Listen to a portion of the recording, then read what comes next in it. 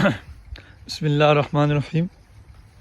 अज असी इस वक्त बागात के अंदर मौजूद हाँ। इस टाइम किन्नू के बागात मतलब कई बीमारियों का शिकार हो चुके हैं, क्योंकि बाग अमूमन तुम वेख रहे हो बूटे काफ़ी सुक रहे हैं। इन्होंने जी शाखां हैं उन्होंने कोल ताकत ही नहीं रही, या पिछू खुराक की जी आ रही सी वो नहीं पहुँच रही, जिसकी वजह तो किन्नू अक्सर लोगों के बागात जोड़े हैं ना वो जोड़े हैं खुशक हो गए, सुक गए। इस कई वजूहत हैं। एक कुछ सिट्रस किंकर का हमला होया, उस तो बाद सब तो ज़्यादा असी लोग जहर अपने बागात नूं ना देंदे, जिसकी वजह तो जोड़े हैं ना पौधे उन मुख्तलिफ बीमारियों का शिकार हो जाते हैं और उस तो बाद वो सुक जाते हैं।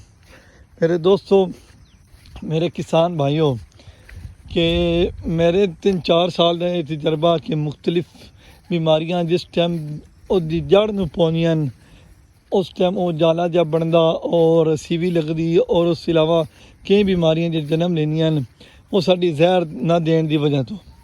जिस टाइम असी जहर ना देंदे तो उस टाइम शिकार हो जाता, क्योंकि खुराक पूरी पहुँचती नहीं। जिस तरह इंसान का मैदा डिस्टर्ब होवे तो इंसान मुख्तलिफ बीमारियों का शिकार हो जाता।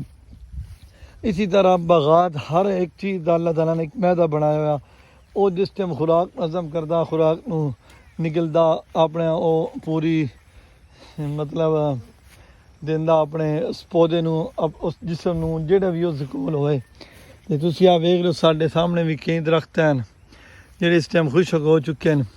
हुण आ मुख्तलिफ टहनियां तुसी वेख रहे हो, कुछ इस हुण बिल्कुल 2-3-4 दाने मतलब किन्नू लगे हुआ, दूसरे इहदे फल भी नहीं है। ये एक तो कमज़ोर पौधे हैं, मालक इन्हें बहुत कम जोड़ा है ना खुराक दे रहा, तो खाद पानी बहुत कम आ, वक्त दे ना होना, जिसकी वजह तो सोख और मसाइल सारे क्रिएट होंगे। मेरे दोस्तों, एक तो जहर ज़रूर सट्टी करो।